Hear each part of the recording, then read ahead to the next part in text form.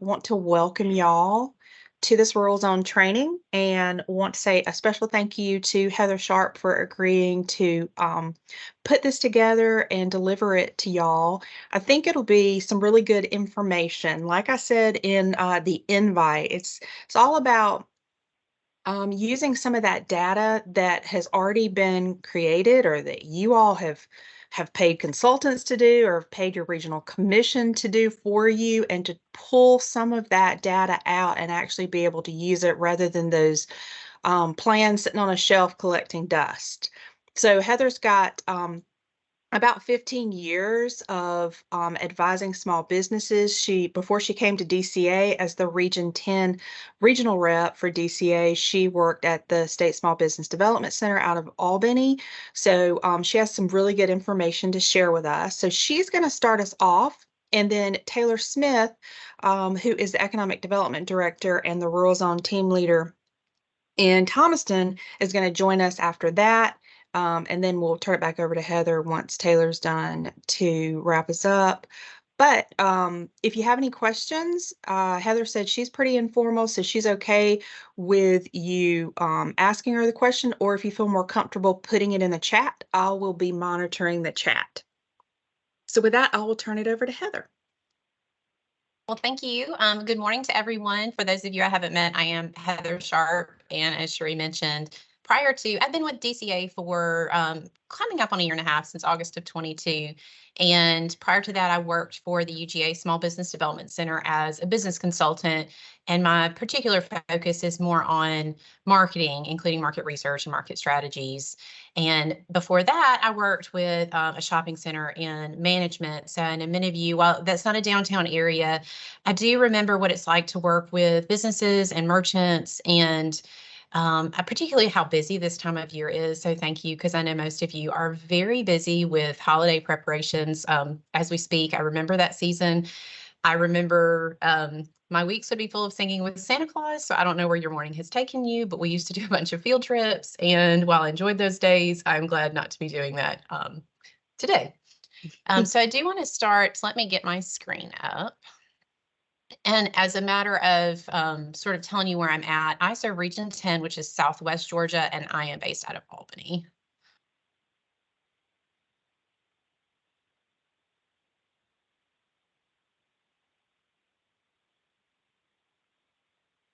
All right, can you guys see my presentation? Yes. Yes, okay. So I want to make sure I got it. Okay. And y'all can see it big, right? Yes. Okay. There's a couple things in here a little small, and it's showing smaller for me. So I want to make sure you guys are able to see it as best as possible. So I want to talk this morning about utilizing some of this data that you have that Sheree referenced, market data that someone made an investment in. You probably have a couple different things. In fact, we'll talk about where do you find this information. Most of you had it or required to do it in your Rural Zone application. So if nothing else, you have information that's available from that application. Some of the data may be a little more mature. If you've been in the program a little bit longer, it was generated, maybe over a longer period of time. You may have some more recent data. Some other places where there might be useful data would be, if you've had a master plan done for your downtown, you might have used someone like, the Carl Vinson Institute of Government, Georgia Tech's program with their economic development research program. You might have used another consultant. Any of those would have, some market information in them. There may be some data in your community's comprehensive plan. Some of that's going to be at the community level. It may or may not be specific to downtown. You may have a downtown layer in it. But again, there's going to be data in there if you want to data mine for information. Also, don't overlook the census data. Of course, we've got new data that's available now. The census can also pull quick facts for your community, which is super helpful. You have to have a population of at least 5,000. So I know a few of our communities today may not be that size, but if you are, you can generate some quick facts for your community. There's a business builder that's also with census. There's all sorts of different places that you could look for information. And I'd love to know if any of you, do you generate your own research information, maybe through cell phone data or surveys or anything you're able to, where you own data? Anybody? Nobody Well, jumped in, so. I did. Can y'all hear me? Yes, go ahead, Jenny. Okay. I just wanted to say that last year, Georgia EMC hired a full-time research assistant, but we do subscribe to Esri and all the other services and can provide that information. In fact, we were able to do that for downtown Homerville and downtown Dawson at no cost to the community. We can just pull those reports very easily.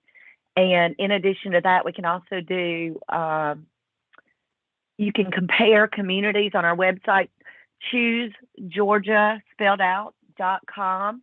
You can actually go in there and pull your own data for demographics and things like that. So I love a good free resource. Thank you, Jenny. Yes, some of this data can be very expensive, and I know some of you have relied on partners like your power and utility partners to assist with this. We're going to go through some information that some of you have provided. Cherie provided some samples. So I hope you will feel, if we walk through your information, I hope you will feel that that's helpful and not like you're being picked on. But you'll see in a few cases where those were provided by our partners. And don't forget about your partners, particularly if you can get it at no or low cost. So to start off with, I want to focus a little bit this morning on supply and demand, or what most of these surveys will call leakage and surplus. And there are two main places that most of you get this information from. The first one is going to be Esri. That's a provider of data. Most of the reports are generated from Esri. Even if you got them from a consultant, they used Esri, if not this other provider I'll get to in a minute. And most of you have what Esri refers to as their retail marketplace report. You may have some other data from Esri as well, but this is where our leakage and surplus data comes from, is primarily from this report with Esri. There is another provider, and I know that a couple of you may have worked with Retail Strategies out of Birmingham, or maybe who you've worked with works with them. And it appears that they get their information from what's called STI. I think it's Synergos, something like that, Technologies. So they are another data provider that's out there and is available. So the reports will tell you something similar, but they do look a little different. And I'll walk through both of those because we do have examples of both of those as we go through. So I do want to tell you a couple of caveats about the information, and you probably know some of this by looking at it, but these are expected behaviors. I wouldn't say that they are estimate might be a word, but I would say they're an approximation of reality. We know what some consumers do, and then the data takes that, and then they, spread that out to, who lives in your community. So it's not hard and fast data in some cases on this is exactly what happened. This is, an estimation or approximation of reality. Most of the data is based on household level, or STI calls it consumer units, which I suppose is even more inclusive than calling it households. But keep in mind, this is going to be based on people who live in your community. And as we walk through this, you'll see in certain cases where we have an oversupply or surplus, that spending may be coming from outside of our market. It's not counting those people who don't live within the radius that you've defined for your research. The other thing is on the business side, these are NAICS code dependent. And if you're not familiar with NAICS, that's the North American Industry Classification System. Some people refer to it as NAICS. I would call it NAICS. Either one is fine. But it's a classification system. I hope you're all familiar with it, because when we do the rules on information, those businesses have to be in the acceptable NAICS codes. It's a way of classifying the businesses. The opportunity or challenge, however you want to look at it, is businesses get to self-select their NAICS code. One isn't assigned to you. You pick the one that fits the best. Some businesses will have more than one. In some cases of a large business, they may have several for government contracting purposes. But this is a computer program, and it's going to go off whatever one they use at the top. And it may or may not best fit the way you think of the business. So just keep in mind that it is pulling those based on those codes. And of course, the other thing is going to be the availability of the data. Of course, it takes some time to generate data, so it's going to lag behind a little bit. In some cases, there's not enough data for us to make, some sort of general, decision about the area. In some cases, where it lags a little bit, things change even over that period where the data is collected. In particular, I want to note that Esri's marketplace report that we're going to look at is being phased out. For some users, you would not be able to go back and generate that information right now. And if you did, it's going to have a note on it. And you'll see that as we walk through this information. The way that they determine that data, they have a formula that they use, has not been updated since 2017. And what has happened since 2017? Well, a lot. One of the things that it has a little bit of difficulty doing is that data didn't account for online shopping to the degree that it happens now. So they're going to retire that data and they're going to replace it with something similar, hopefully soon. They haven't announced when, but just know it's available to you. It may be a little bit older or more mature, but I think it's still really useful information because it gives you an idea of fairly recently, this is what people in your community wanted to buy, were buying, maybe they went outside your market. And I think even if it doesn't account for online shopping, I think this is still really useful for you as downtown professionals because it says they want to buy this thing, whether they're buying it in another physical market or they're buying it online, it's leaking somewhere else beyond your physical area, your downtown. So I think it's still really useful information. What they will do, if you're looking at, well, how do I know how old the data is? Esri is going to provide, and I didn't see the same with STI, but it'll tell you some dates and things like that. They'll tell you the vintage, and that's the year that the data calculation is done. So for the marketplace report, it says vintage 2017. That's the last time we updated our formulas. And then it will tell you geography. That actually refers to the census data year. So this is the year we did the data, and this is the most recent census year that it is using. All right, so let's dive into leakage and surplus. And when you think leakage, I always think this is something terrible. Everything's ruptured in the house. We have water coming in everywhere. You also see this referred to as shortage. So what it is these are retail opportunities, and specifically these are retail opportunities. So, if we can buy something at your store, including food, the report will show this. It won't show some other things like hospitality, maybe hotels or tourism. That's not really captured in this report, but retail opportunities. So these are retail opportunities taking place outside of your trade area. So it's leaking somewhere else, if you want to think of it that way. So it's demand that's not being met. And if you're looking at the reporting, these are usually positive numbers because they represent opportunity. So there's a demand for something and it's not being met within your community. And then on the surplus side, that is where, based on people who live in your community or households, customer units, however they're defined by the report, we have too much of something based on what we would expect the people who live there to buy. And in most cases, it means we're drawing in people from outside the trade area. And that's usually going to be represented as a negative number because if you're looking at opportunities, the data says we already have too much of it. So any more would be, an oversupply or surplus. All right. We will also have, as we look at these numbers, there's going to give it a number of 100, which is total leakage to another market, to minus 100, which is a total surplus. So this is one of those occasions where 0 would mean like homeostasis, like perfect balance. We don't have an oversupply or leakage into another market. And we'll take a look at our report. And again, these are a little small, so I hope that you're able to see those as we look through the numbers.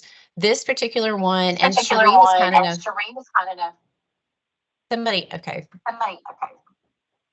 If you will mute your mics, I'm hearing myself. Did somebody have a question? Okay, if not, please mute your mic.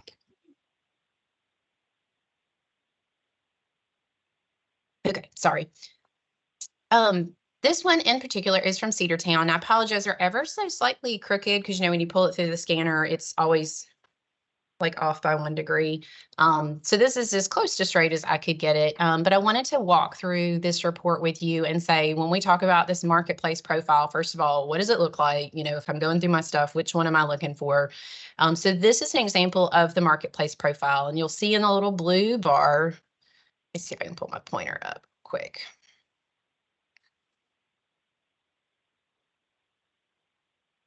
You'll see up here, it says this database is in mature status.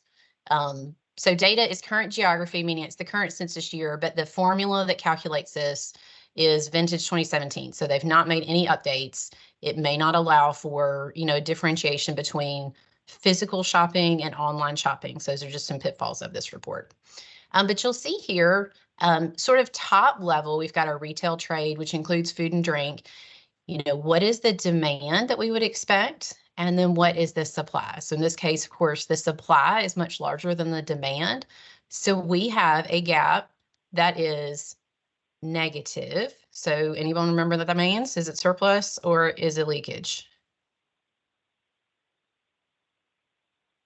You can jump in if you want. Surplus. Yes, we have a huge surplus in this market. So we can assume one of two things. Either we have more than the market can support, or we have a large number of people coming into the market, maybe daytime traffic, maybe travelers, whatever that looks like, where these businesses are doing okay, but we need to tread cautiously about adding more without also diving into data about who's coming into our market. So what are some other opportunities as you look through this list? One nice thing about this particular one that was generated is not only are our numbers negative, but they're also red. So they stand out pretty strongly.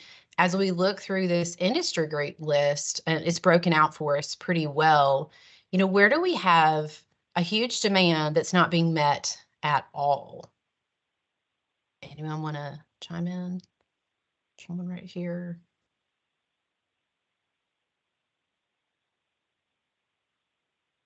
I'm going to guess home furnishings.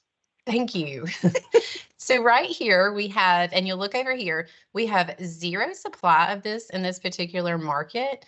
And then if you want to look at this number, this factor of 100, this is just complete opportunity right here. And this report in particular, Esri does this, the STI one does not, unfortunately. It lists the number of businesses in this trade area. So we have zero. So not only do we not have any of these stores, we do have a demand for something in the home furnishings category. And of course, as we said before, these are all NAICS defined. So you may look at this list and say, well, we actually do have a store and it sells home furnishings, but maybe it identifies more as a furniture store.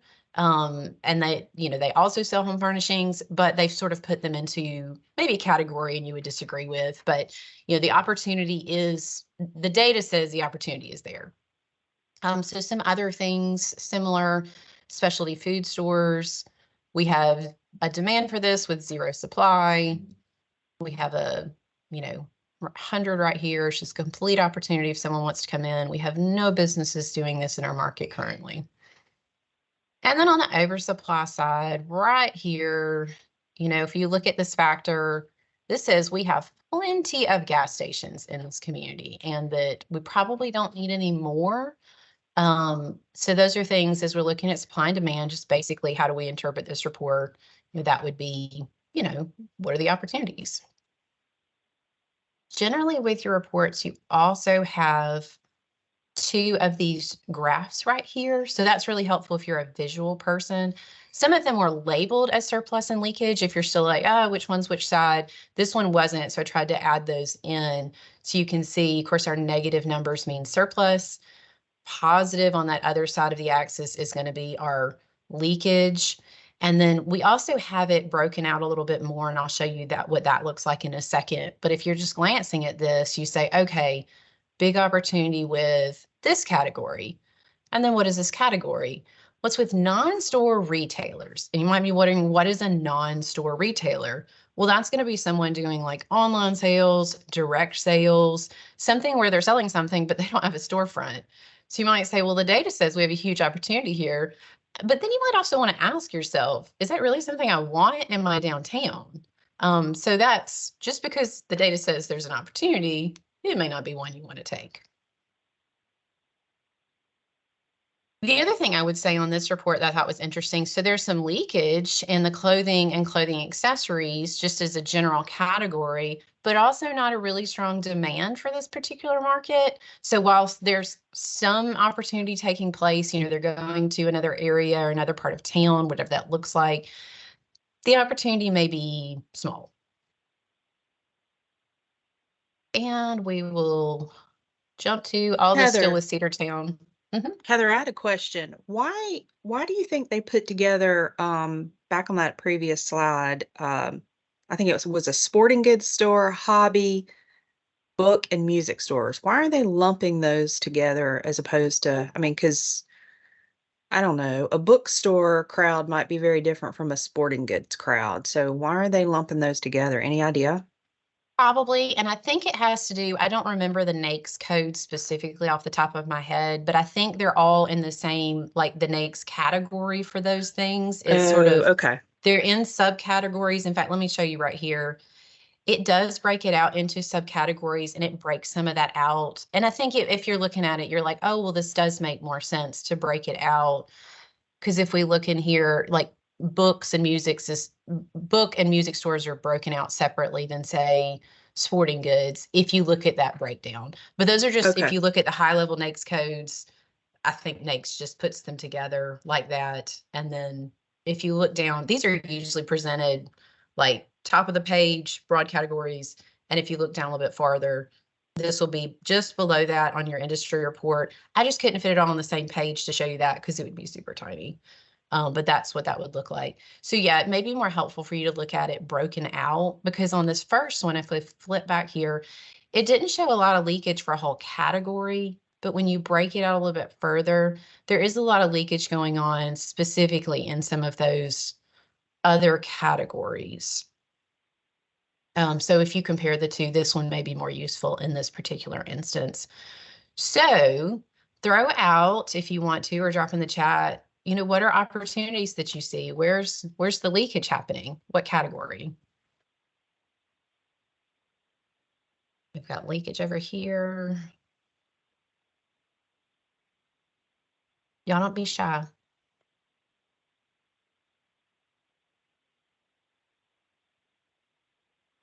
I think So some of us might be shy because we can't read it very well. Okay. I can So just I would say a personal lawn and story. gardening store. Yeah, yeah. Yeah, we do have that on the list. Let me find that one. Yeah, so if we put, and again, lawn and garden equipment and supplies, this could run the gamut, but it has to put it in a category. But we have complete leakage of that in this market. So there is a demand and it's being met elsewhere for this particular market.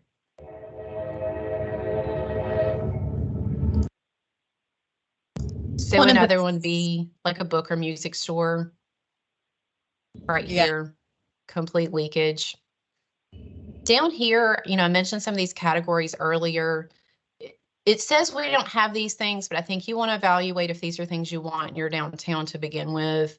So electronic shopping and mail order houses, Amazon's probably in this category. Amazon's probably not coming to your downtown. You probably don't want them there. Sure, there are other players on that market, but do you want something in your community that's just doing mail order? Probably not.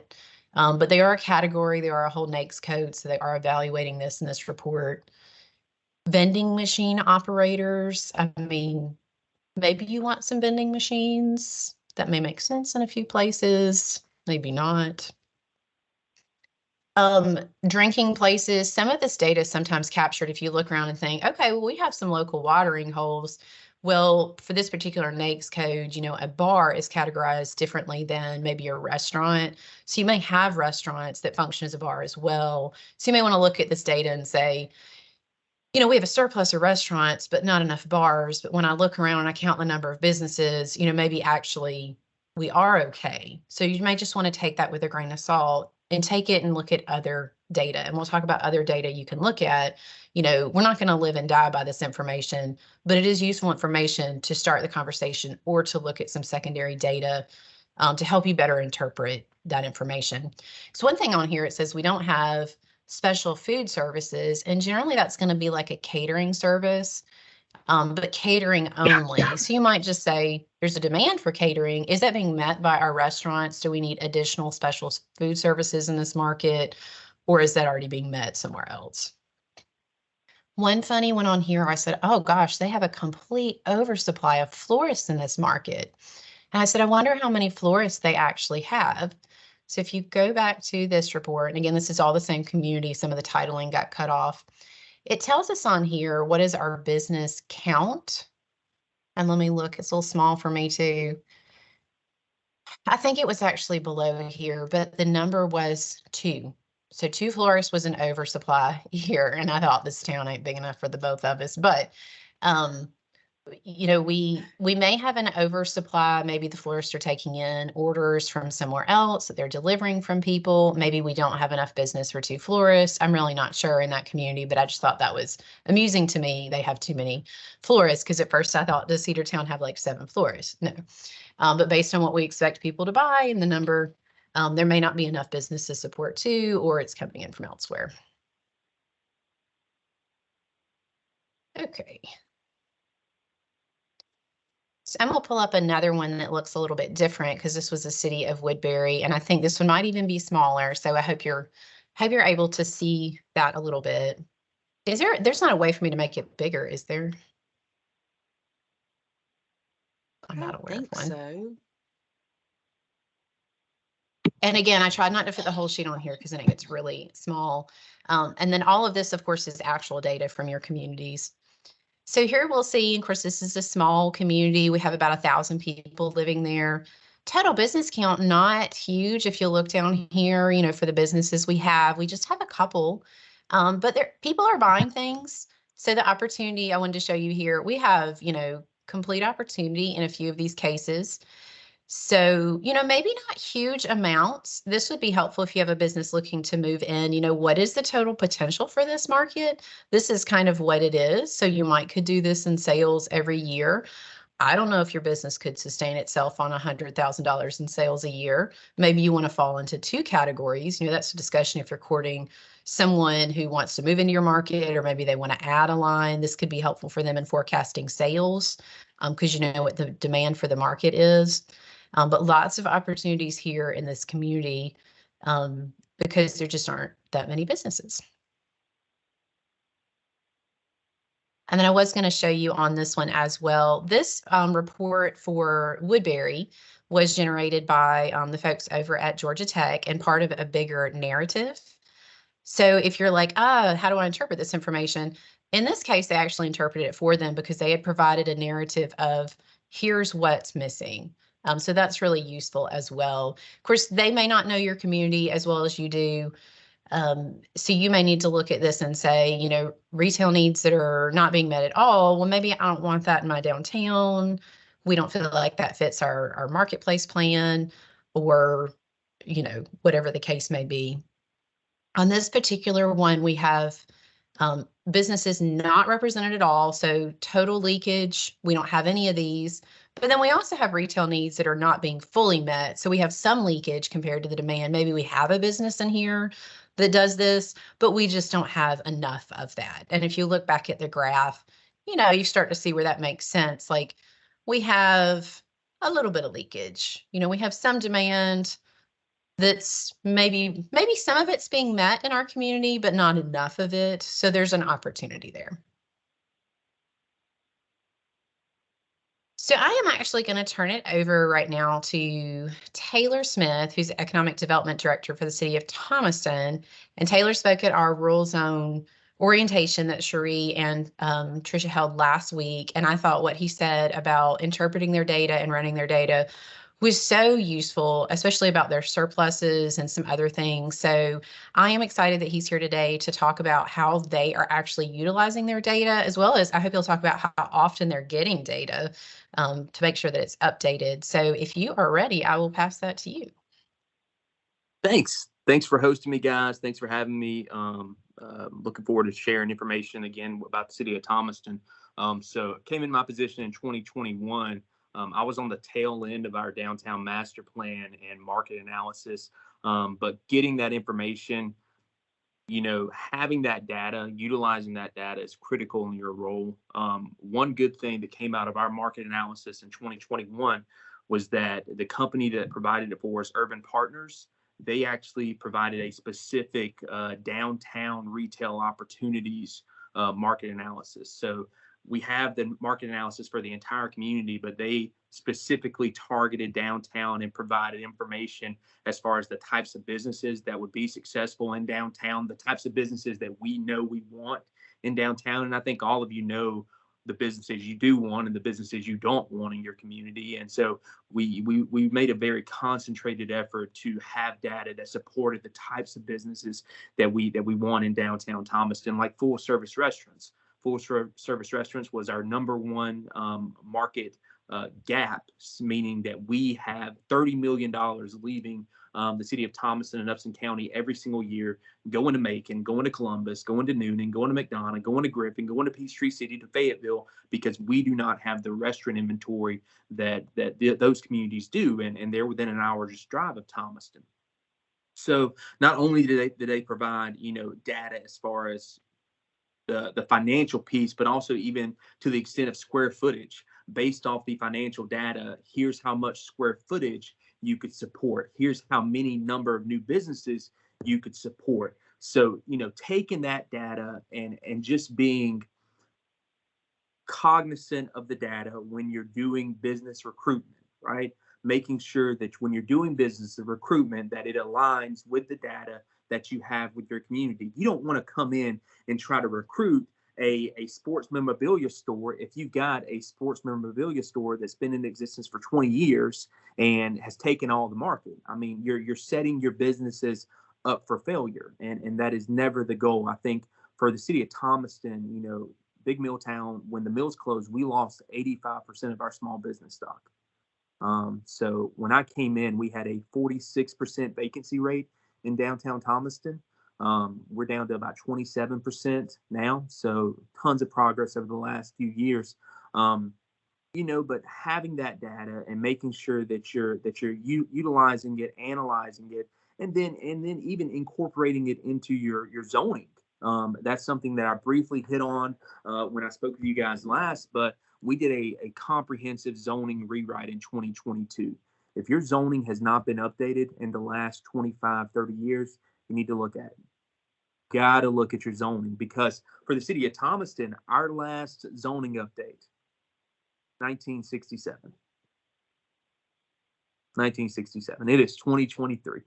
My mom was 3 years old in 1967, guys. Okay, so mind you, you know, things that were permitted within our zoning ordinance from 1967, half the stuff was irrelevant because those are no longer businesses in our economy today. Things that, you know, the types of businesses you want in downtowns in 2023, 2024, those weren't even listed in our zoning ordinance. So you had a lot of rezoning requests. You had a lot of variance requests. We had a lot of conditional zoning approvals where, you know, Joe Schmo wants to come in here and do this. Well, it's not permitted, but we'll conditionally approve you to do this, but only you can do this. And if you stop doing this, it reverts back to the original zoning of the lot. You know, so making sure that your zoning is updated and that it takes into consideration the data that you have, right? So one of our biggest challenges, 2020, we had a ton of these convenience stores.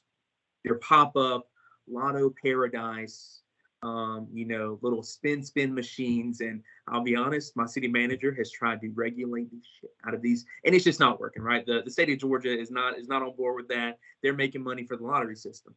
What can we do, right? And I think that's always the question. What we may not be able to do this, but what can we do? Well, we can pull our market data that shows that we have an overabundance, an oversupply of convenience stores, not gas stations. We will allow a new gas station to be built in our community, but convenience stores, just these little pop-up shops with the snacks and the drinks and the spin machines. So we instituted a moratorium. You cannot open or build a new convenience store that does not have gas in our community. And until we have market data to show that we have a gap, we will not approve any new convenience stores to be built in our community. So, you know, and that's something you want to get into. Every community struggles, right? We struggle with types of businesses open. You might have 20 of these little convenience stores. Well, if you want to go in there and legally say you can't open, you have to have something factual supporting your decision, right? Because you get into the legal ramifications of telling someone they cannot do something. But if you have data to support saying, look, based off our data, we have a $1.8 million surplus or gap or surplus of convenience stores in our community, you tie it back to that. So you tie your zoning and your moratoriums back to your financial data. So we updated our market analysis in 2023. We partnered with Retail Strategies.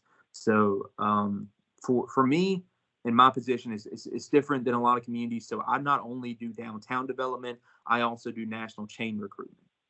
So the reason I partnered with Retail Strategies is because they have a very strong connection with your retail brokers, your real estate directors.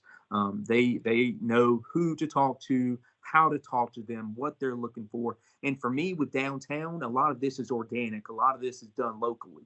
But when it comes to these national chains on my major highway in my community, I had no idea what I was doing, who to talk to, where to go, what they were looking for. I mean, I was oblivious because I'd never done this. And so I had the chance to go to Retail Academy over in Birmingham and really understand and learn, when you're reaching out to national chains and trying to recruit them to the community, this is what they want to know. This is what they're looking for. These are the questions they're asking, because if you're not talking to the right person, you're just wasting your time.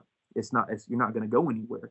And, since going through that, I mean, we've got probably 6 or 7 national chains right now that I'm working on our Highway 19 corridor that are looking to come in our community. And so we're trying to 2 that are probably fixing to announce they're finalizing their site plan. But several others that are looking for spaces. You run into issues where you have competing businesses, so you have to work with them to go into a different shopping center because they can't go into this shopping center because they have a national chain that is a competing interest with them. And so they've signed an agreement where you can't go in here. And then you run into the issue where you don't have enough shopping centers, so you need to build a new shopping center, or you have shopping center landlords that are difficult. Difficult is probably the best word I can put it. So I mean, and that I can go on a whole gamut with that. I've learned a lot with that. But updated in 2023, highly suggest comprehensive updates at least every 2 years. At least every 2 years, you have to have accurate data, because I can't go out there and sell data from 2017 in my community. It is 2024, right? And so the data from 2017 is really data from 2015, and it is absolutely irrelevant. Our world has changed. Our communities have changed. I can speak on Thomaston in the last 5 to 10 years. I mean, just a transformation of our community, the number of people coming into our community from our surrounding counties. Our traffic count on Highway 19 in 2015 was about 19,000 cars a day at Walmart. Last traffic count I had, 33,000 cars a day.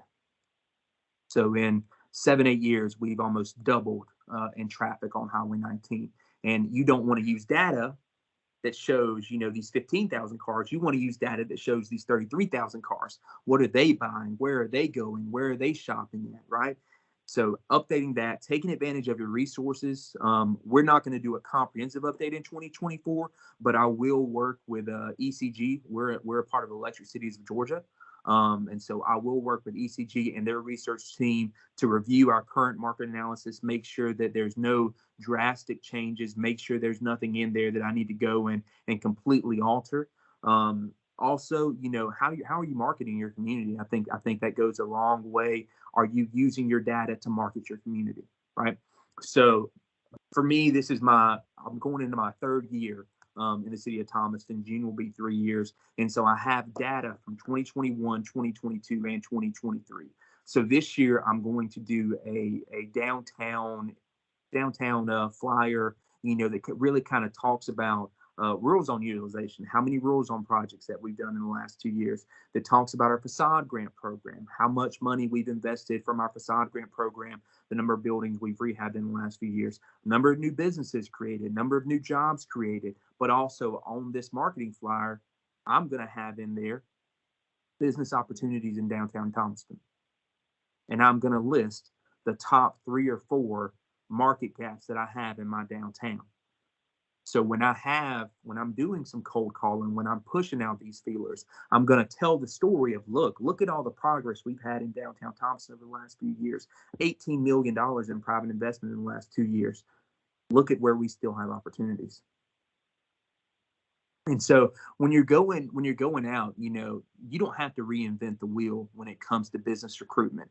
A lot of it does happen organically. A lot of it is going to come from within in your community. You're going to find those makers and doers that have a dream of owning a small business. We've talked about connecting them with the Small Business Development Center so that way they can, really put a business plan together, really look at financial projections, really understand if they actually have an opportunity to be successful in business. But something that we're going to really start pushing in 2024 is pushing our contacts, right? You have boards, you have a DDA board, I have an HPC board as well. You have all these subcommittees in your community. Those people know people, and those people know people, and those people know people, and those people know businesses, and those people know restaurants, and those people know antique shops, and those people know boutiques.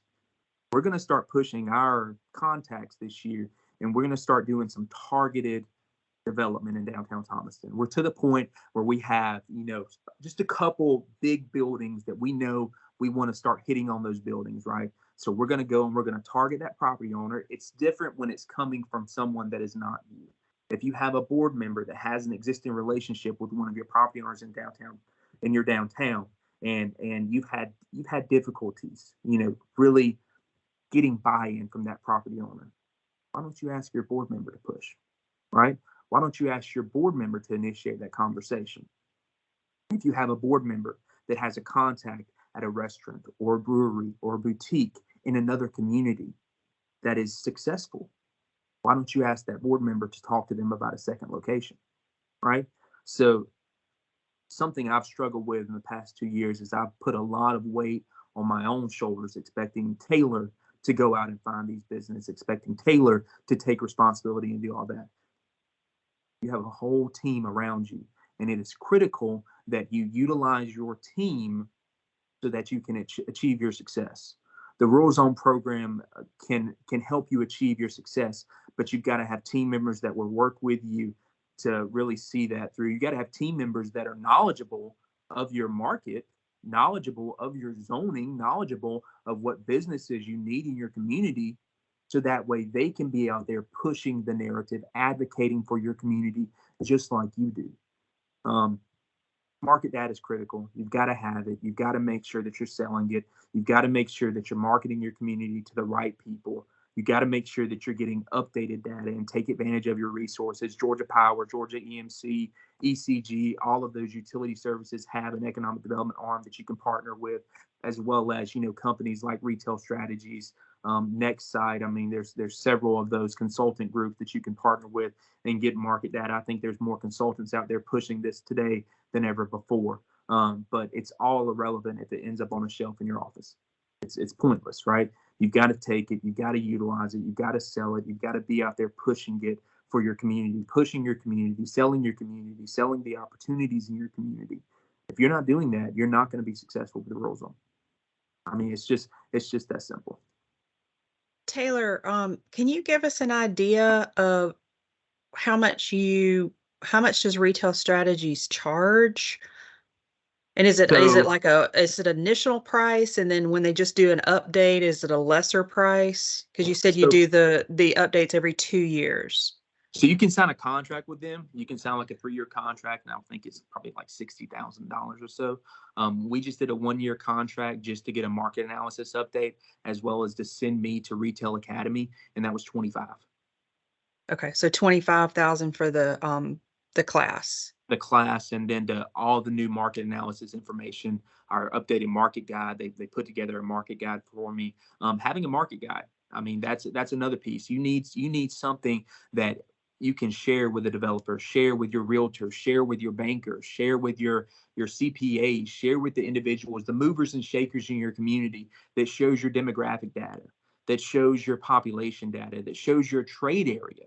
Do you know your trade area? Who's coming to your community? Who are you targeting? Like for us, Thomaston, biggest city in a 7-county radius. Our trade area, Thomaston's population is right around 10,000, probably around 11,000 at this point. I'm not a big fan of the census data, just straight up. It's very inaccurate, but that's just my my teeth. Anyway, so Thomaston is, 11,000 people. Our trade area is 55,000 people. Thomaston's median income is about $37,000. Our trade area is just under 50, right? So that's another thing. Sell the data that they want to hear, right? You're not gonna land a Publix if you have a median income of $30,000. But if you sell your trade area median income, which is right there at $50,000, that's when you start piquing interest. I mean, you've got to give them the data that they want to see. I mean, and I hit on it. Jason said that you guys aren't salesmen. You are a salesman. That is your job. You are selling your community. You are selling the opportunity. You are selling the idea of this community being successful. But yeah, it was 25,000 for me to go to Retail Academy and get that updated market analysis. Okay. Happy to answer any questions. Yeah. Yeah. Do y'all have any questions for Taylor? Was there any other business besides the convenience stores that you've put a moratorium on at this point? I want to say we've also done vape shops. Okay. I want to say, I don't know if we have a strict moratorium. I want to say within our zoning ordinance, we regulated vape shops to special use permits only within our C2 general commercial. So you cannot come into downtown Thomaston and open a vape shop. It is not allowed. It's not allowed by permit. It's not allowed by special use. It is not allowed. You can't come into downtown Thomaston and open a hookah lounge. Taylor, how did you justify that? Because we're running into that problem right now too. Is because of an oversupply or because of some other basis that you are outlining the vape shops Those and the businesses? hookahs? I mean, that was done by our DDA. That was done by our city council. I mean, you can regulate the types of businesses that you want to allow within certain districts, right? I mean, when we did our massive update, we actually took our historic district overlay and we created a DT zoning district. So we now have a downtown zoning district that is specific to our historic district in downtown Thomaston. Yeah. And we have said, these are the types of businesses that we want in our downtown. These are not permitted in our downtown.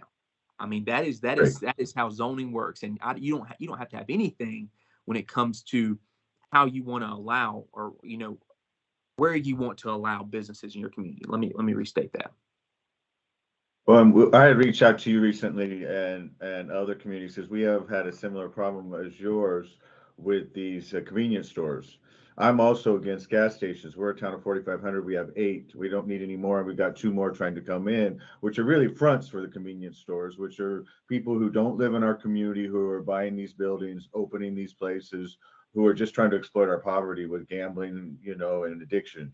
And Absolutely. so I reached out to Amanda Glover in Bainbridge, and in their overlay district, they have banned any and we're redoing our ordinances right now too with an overlay district, and they banned any auto-related businesses, which would include gas stations, in their overlay district. And I think that's something to look at, because these gas stations, in my opinion, are fronts for being able to do the liquor and gambling and cigarette sales, and a lot of the times we've also noted that there's been, when somebody from outside the area that's not from here buys a business that was locally owned, suddenly some of the tax revenue drops off, even though it seems the business has increased.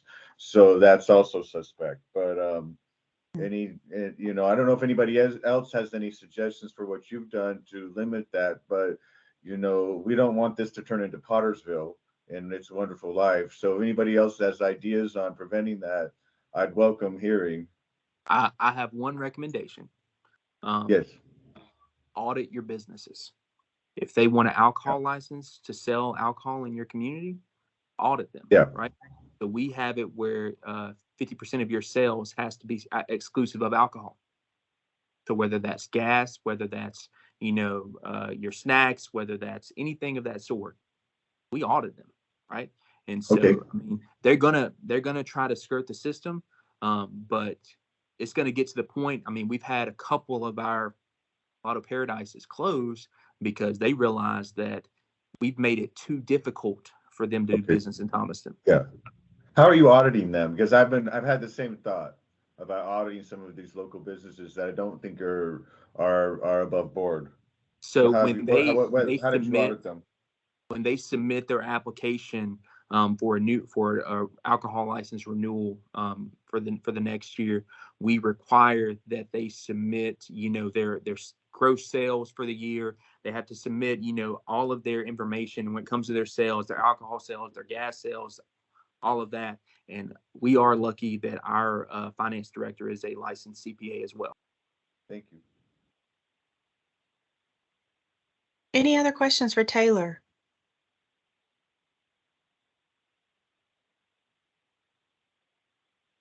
Thanks for sharing, Taylor. Appreciate it. Absolutely. And again, you guys, you have my contact information. If there's ever anything I can do, shoot me a text, shoot me an email, give me a call. I'm happy to help any way I can. Okay, thanks. And I put links to Retail Strategies and the Retail Academy in the chat. And looks I'm like also going Jenny. to share a link to our economic development webpage. I have our market analysis, our master plan, our retail opportunities, our rural zone information, anything and everything to do with development. I've got it listed on our economic development website. Perfect. Thanks. Jenny Robbins I've also got put one. in there a Sherry. link to the GDOT traffic counts. And she also wanted to let everybody know that Georgia EMC also has a retail specialist that can help out with data. Somebody else had a question?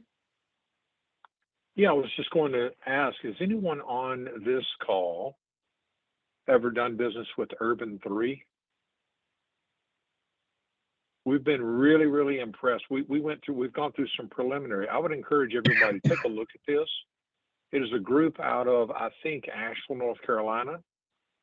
And I will just tell you my impression. We've done retail strategies. I've done their workshops. We're a MEAG city. We're deeply, we're deeply involved in ECG's retail market strategies work. I am blown away at the knowledge base that Urban 3 brings. They really take that extra dimension of your urban and suburban density. They look at where your income is generated within your community. And if anything, they call themselves disruptors of the traditional municipal economic development model, because they can essentially create a heat map that shows you where your income is generated block by block, building by building. They can show you which stores are turning the highest revenue for your communities, and it'll cause you to rethink how you zone and where you think your growth focus needs to be. If anything, it's a return to downtown. So a lot of their emphasis is on debunking the idea that it needs to be at the major new interchange out at the bypass. And they talk about the vitality of the need for a vibrant downtown business district. So anyway, I would just urge everybody to take a look at that. We've not yet signed a deal, but we're headed down that path and probably going to bring them in a consulting role. And what community are you with? I'm the city of Washington. Okay. Thank you. Mm-hmm. Urban 3. Is it the number 3 or is 3 spelled out? The number 3. Okay. We met them actually. They did a presentation at our MEAG convention last summer, but I was absolutely blown away at the level of knowledge they bring. I would say they go way beyond where Retail Strategies ends. Good to know. Thank you for sharing. All right, if there aren't any other questions for Taylor, I'm going to turn it back over to Heather. Well, thank you everyone who shared resources. I was pulling up the DOT traffic count site and then Jenny beat me to it. And I want to echo what Taylor said too about put your best data forward. I worked when I was with Albany Mall, our leasing department was having to generate new information, but you're having to market yourself, actively to, excuse me, I dropped my pen, to other leasing agents, and you need to put your best, you tell a story.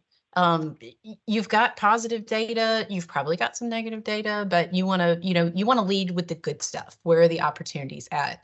And I'll also say on the traffic counts, In my time working with some of the data, you know, you're bringing in data from different sources. I would always pull something like traffic counts myself, you know, go to DOT. Does it match up with what Esri or another provider has said? Because if DOT has a stronger number and it's more recent, you always want to use that information because that's going to be putting your best foot forward. It's not too hard to use something like traffic counts because it's pretty easy to generate. You can get federal traffic counts for those roads as well. It's a little bit harder to generate. DOT is, you know, it's pretty easy. Just plug in an address or look at some major points, you know, for some highways in your community. Okay, let me pull my presentation back up. And while I'm doing that, I was going to say, I told you I would show you another report, and I think I skipped that one. So let me show it to you really quickly. Because I want, as we've been talking about retail strategies, this one is from Retail Strategies. So let me get back to it. Okay, so can you guys see that this time around? You can nod, thumbs up, no? Yes. Okay, it is there. Is this yours, Sean? Yeah, so this is from Terrell County. So Sean is here if he wants to jump in with any information. And this report does look a little bit different. So this is from Retail Strategies. They're using STI as a provider. So you will see on there some similar information. We've got demand, and then we've got market supply. In this particular case, we do not have the number of businesses listed. So that would be information we need to generate separately. And I will tell you for this one, this was generated at the county level. So not even at the municipality level or the downtown area. So for this particular market, and it is a little bit harder to see on this report. Let me pull up my laser again. We do have a few negative numbers here with some surpluses, but I'll tell you, we have a lot of positive numbers here. We have a lot of opportunity, not just at the downtown level and not just at the municipality level, the main municipality in this county being the city of Dawson, but for the whole county, we have a tremendous amount of out shopping happening to the neighboring communities, these people driving to Albany or Columbus or what have you to purchase these things. So just wanted to show you it looks different based on a different provider, but still we're looking at demand versus supply and then interpreting those numbers. This one does not come with the graph that Esri provides, but the information is still there. And I did want to tell you, you know, as we talked about, it's NAICS code dependent. In a few cases, I said I would argue, just knowing that market, that maybe this information wasn't the whole picture because it says we have complete opportunity with furniture and home furnishings. And I thought to myself, I am pretty sure that I have seen some furniture stores over there in this community. I don't know, Sean, if you wanted to see some nods. We've got some furniture stores. Yeah, you know, that's one thing that confused me with the report, because this is the most dog-eared part of my rural zone application that I show people. I've used the gap data to attract a lot of business here. And yeah, you're right. We do have multiple furniture stores. We have a Babcock and More, and we have a couple of others. So it always confused me that it would show there was nothing in certain areas. But it's been really useful data. And it was interesting to hear what Taylor was saying, because we also have people without any services in neighboring counties and towns that have to come through us to get to Albany. So that is another opportunity I always present to people that's not, you know, shown here. But I like to tell people that the data tells a story, and kind of like in healthcare, it tells a different piece of the story. You know, hopefully we don't go to our physician and they, you know, base their care based on, you know, what I weigh or something like that, unless that's my primary issue. But all of those things, all of those data collection points fit together to tell a story of overall health or opportunity. So you do need to look at this information, and you may need to look at other information. Maybe this is missing something, you know, like, hey, you've missed a whole category here. You didn't record that we have a couple furniture stores. Or maybe we just need to look somewhere else for information. And I'm going to walk through that a little bit. So excuse me while I flip through. So I'm sorry I missed that part earlier, but the lead in for Retail Strategies was good right there where we talked about that. I want to talk quickly about, as we wrap up, a few other things that we need to look at, because so far we've really talked a lot about maybe demographic information, where it's just who lives there, what are they going to buy, and then our number of businesses. But another thing that you really need to look at, and a few of you have this included in your reports, is your psychographic information. And on your Esri reports, this is the tapestry segmentation that you may see. Tapestry segmentation is specific to Esri. They sort of own this. They are going to retire this at some point and replace it with something else. So probably the next couple of years, it'll be phased out, but I think it's still useful psychographic information. You may use some other provider. Thank you to those that shared other resources earlier about analyzing some of these things. But our psychographic data tells us, you know, what kind of behaviors or patterns or lifestyles do the people in your markets live? You know, if we know that they want to buy clothing, what kind of clothing do they want to buy? You know, what are their age groups? What are their income levels? Those sorts of things.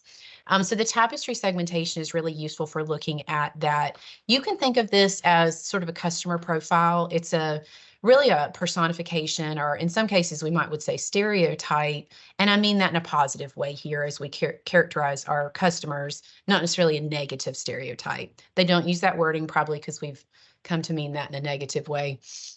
But we have broken out for us 14 life mode groups based on sort of where they're at in their life stages and their subcategories. I'm going to show you some examples too. I think that'll make more sense as we talk about this. I think these are really amusing. And if you want to, you can go to Esri site and look at, you know, characteristics of each tapestry segmentation. I can drop that link in after I log off the presentation part. So if you have this data that's provided to you, but it just says, these are the people in your community, and it says nothing else, I encourage you to go to that site and explore, what do I need to know about these people? You know, what do I know about the people living in my community? Because that's not always spelled out in just the basic data. And if nothing else, it is fascinating, I think.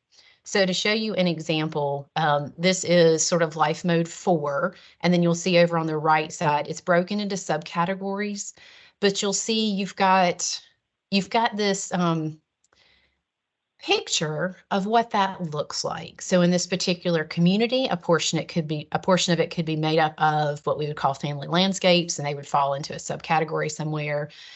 And if you read through, these are going to be young families, generally in a first home. We have a lot of homeowners, usually 2 earners in the family. They are DIY types. They work on their homes and gardens. Sports enthusiasts, they like to eat out, particularly at fast food or family restaurants, maybe more so than fine dining. And they enjoy doing some active activity. So as you read through these, you start to get an idea. You may say, oh, well, we have leakage in our community for food service. Well, what kind of food service do our people want? You know, this would indicate they want something quick, or they want a family restaurant, maybe over fine dining. So you start to get a picture of, if we have opportunity, what direction do we want to take that opportunity? And then conversely, you know, is there something, you know, that we would read into this that they're not interested in? Maybe we've been working on, we need to work a different direction.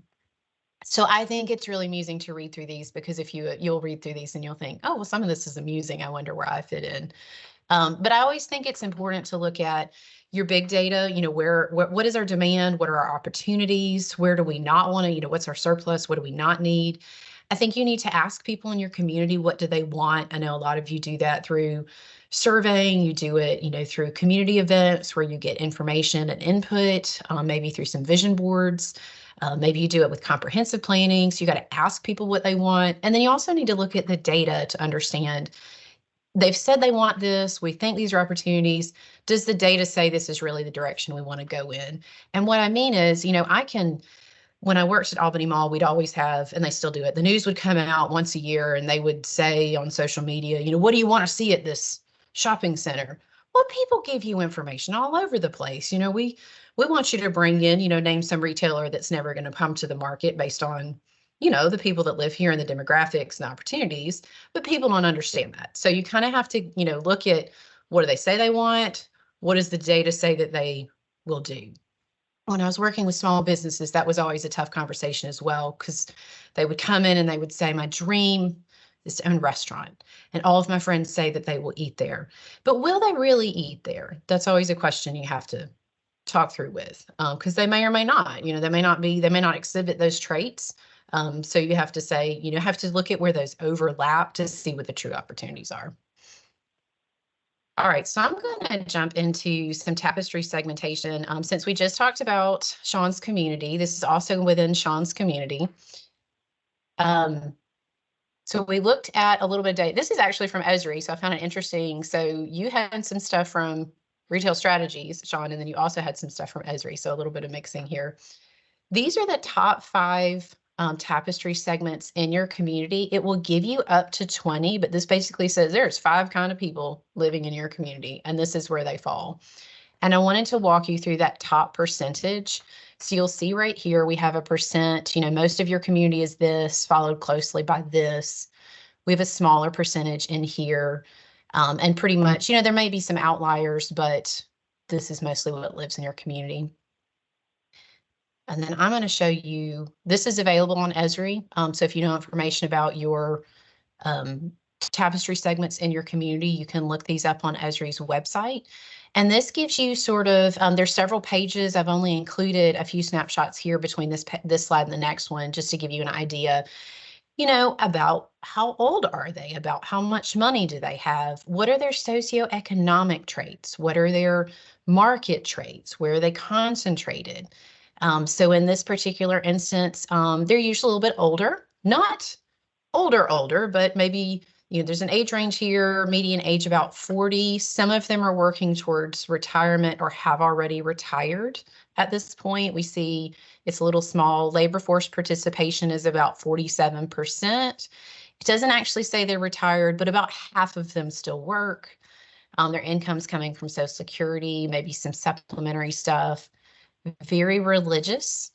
They use television a lot, maybe over the internet, to get information. So if you're looking at actual marketing strategies and implementation, these folks are watching TV. Most are in their own home or a mobile home. So it just gives us a picture of what's going on with these customers.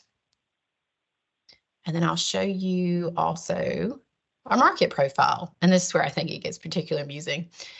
So country lifestyle, they want to drive trucks. The bigger, the better.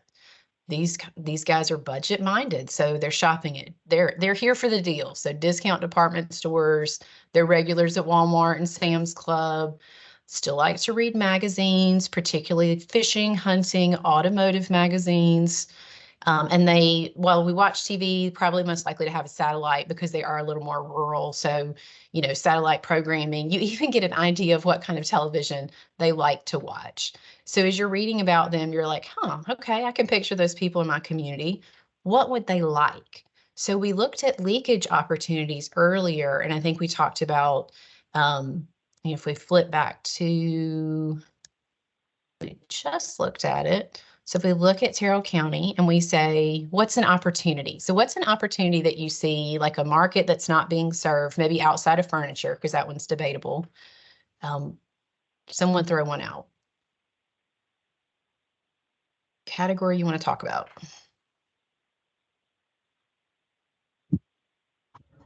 One has been a grocery store. Grocery store. You hear that one all the time, right, Sean? Yes. Mm-hmm. And we don't have a business count here, but how many grocery stores do you have? We have 3, but one is really small, and one is transitioning to a convenience store. So we really have one supermarket.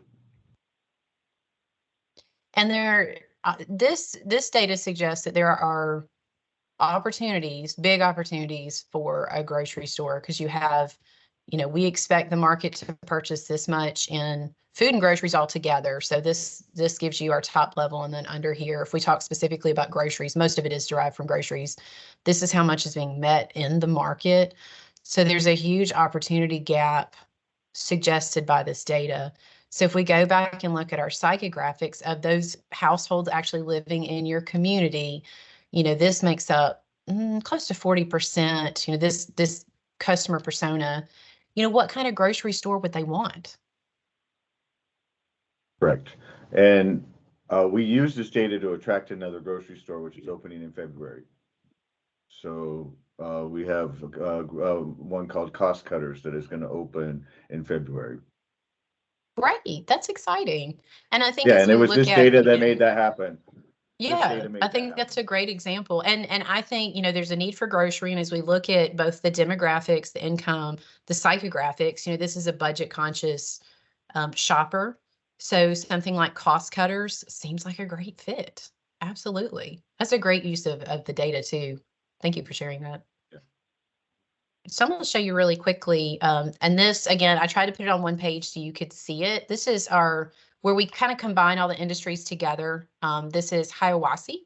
So I'm not as familiar with Hiawassee because it's the other end of the state for me. But as I was looking through this, I started to hypothesize what was going on in Hiawassee. And I think Kathy was here. I don't know if she's still on. I think this is her region. So she could probably jump in with information, tell me whether or not I'm correct.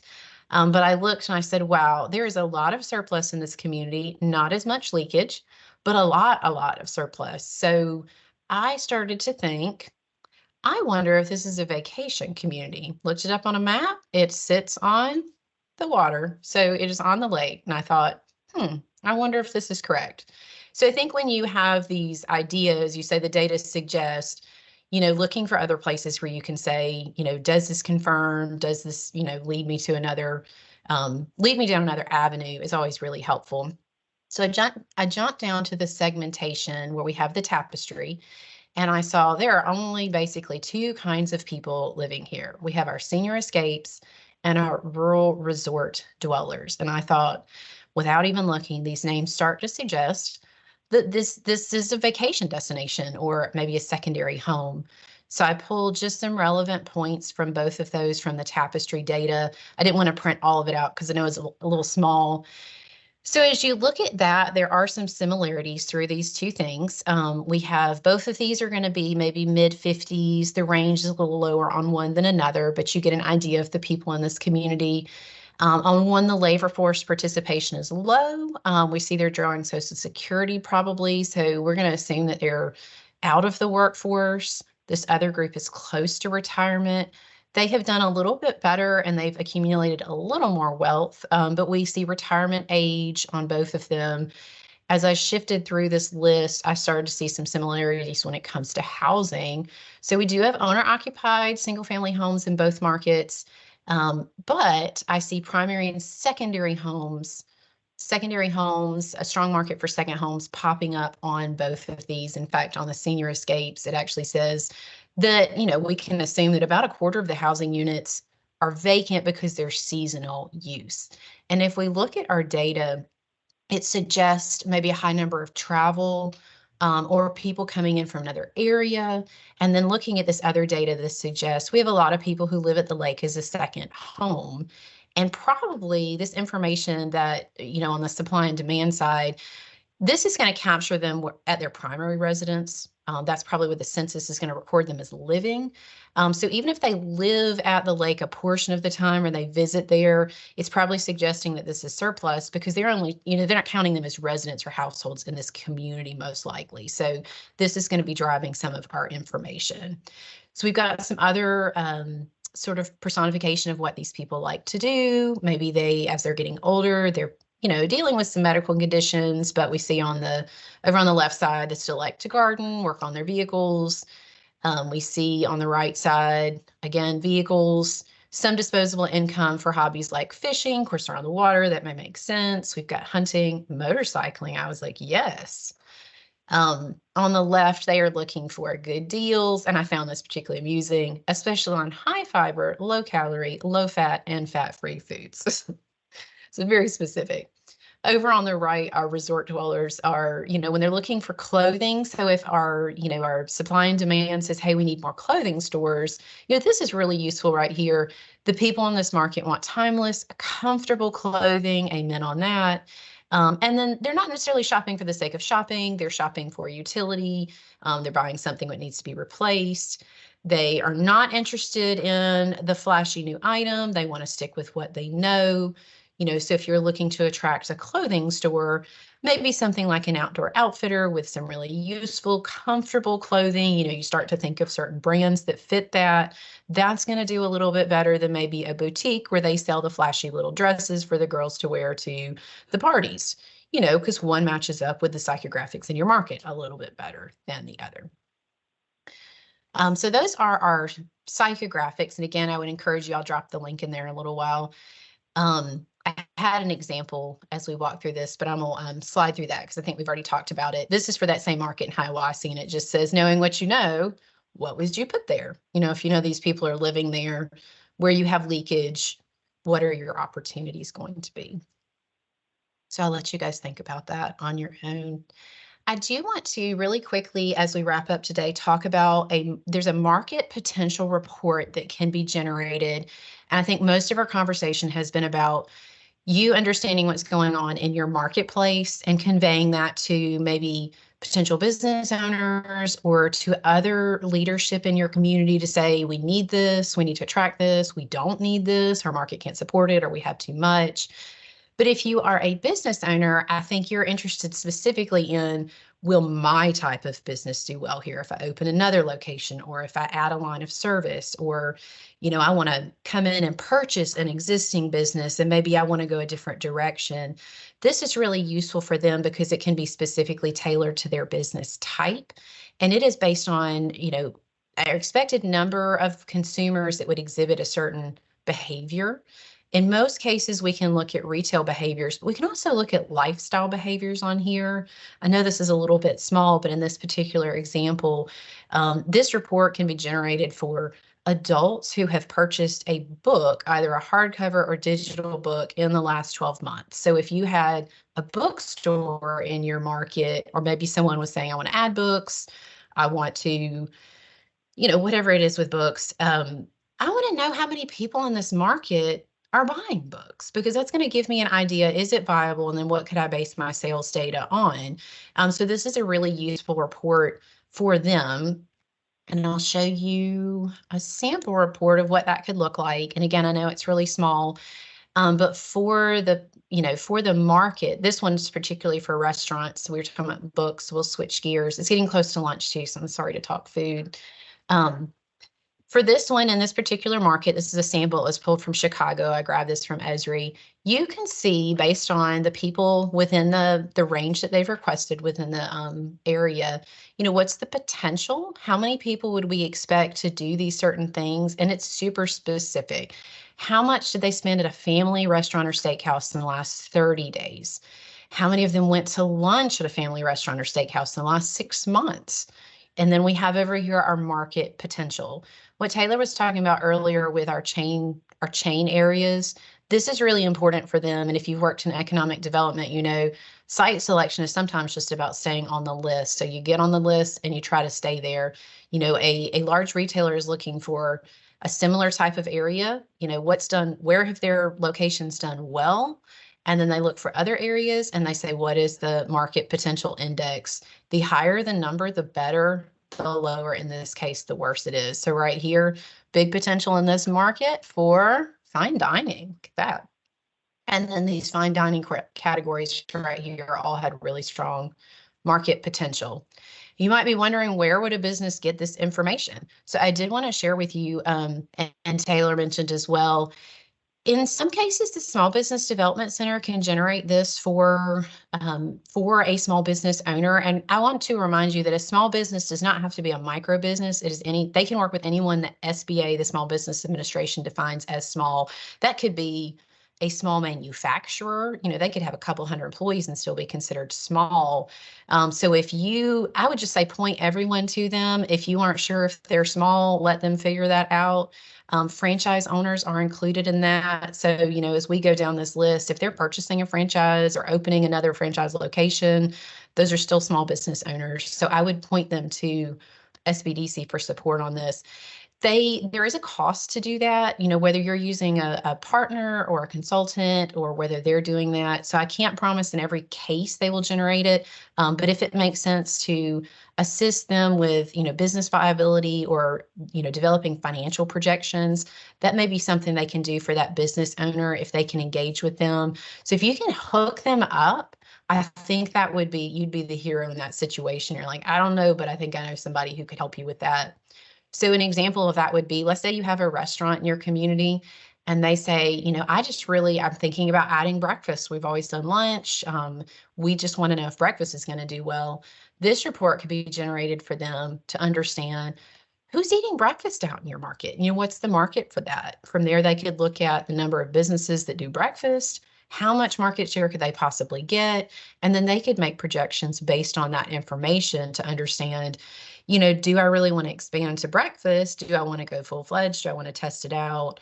And then the SBDC could assist them with generating some information. It's all an educated guess, but it'd be a more educated guess the more data that they have available to them. And I would encourage you, if you're not already doing so, they're another resource provider for your community. They do want to engage with the businesses. So they're going to, you know, hopefully you're engaged with them. Maybe you've done some classes with them. But I encourage them. Taylor said when we were at the Rural Zone training last week, they actually keep track of how many businesses every year are meeting with a consultant, how many, I don't know if you measured sessions or number of businesses, but they want to increase that number because we want our businesses to do well, whether they're starting or going, or even if they're selling. Maybe you have a business in your community that you want to stay. They just need a new owner. Someone's looking to get out. So I'd encourage you to network with them and make sure that they're working in your community as well. Yeah, we had 2022, our local SBDC consultant did one meeting in the city of Thomaston.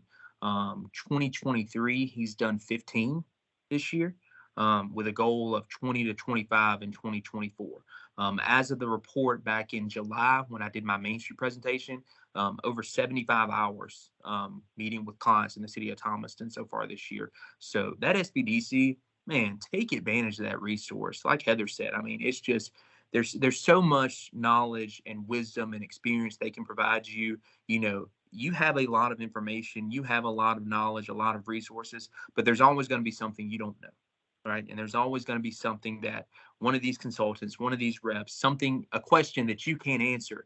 Take advantage of your resources. I just had someone, while we're sitting here, someone called me about opening a restaurant in downtown Thomaston. Automatically shoot me an email. Let me connect you with our zoning administrator. Let me connect you with our building official. Let me connect you with the Small Business Development Center. From the get-go, that is the first conversation. Send me an email and let me start pushing out the connectors. You are the connector for your community. You're the one that's putting them in touch with the resources, and SBDC is someone you should always put them in contact with. Thank you for that and for providing those numbers as well. That's really helpful. I will say too, so you may be familiar with some of our downtown development tools like our DDRLF. I know you've probably heard Sheree talk about that many times. We also have our State Small Business Credit Initiative, which can be used on a downtown project, although it's not downtown restricted, but it's another program that we have available. We delegate all of that. That's going to go through our lending partners. But the SBDC was recently awarded a technical assistance grant. So they have actually hired some additional business advisors, and most of them are going to be housed at their main locations. But their goal is to work with people on programs like SSBCI to make sure those lenders are ready. So even if they're not lender ready, like let's say, you know, your restaurant person, they're not there yet. They need a business plan. They need some credit assistance. Maybe there's someone you want to court for the future. They can assist them with that. And now they have some extra people on the ground to do that. So I think definitely engage them as another partner. So with that, that's all the information that I have for you guys today. I am going to, before we jump off, drop the link for that Esri tapestry segmentation in case you want to revisit that. And there's lots of great links that have been dropped in the chat. Make sure you grab Yes, I some of just dropped those. the link to SBDC where you can figure out the location that's closest to you, and there's contact information on there.